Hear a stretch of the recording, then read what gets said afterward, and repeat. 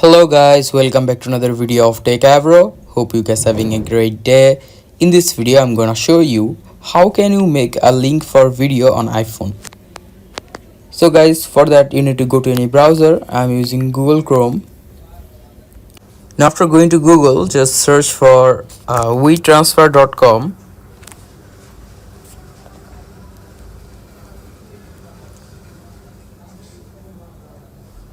Now after searching for it, here you can see send a file. Click on it, click on I agree, okay, and click on this plus icon. Now here you can see you can choose your file from your library, or you can just click on choose file. I'm going to choose a library.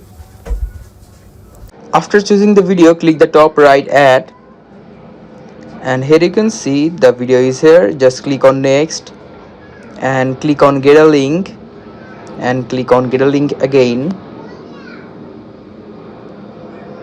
Here you can see the video is transferring. You need to wait for a few seconds.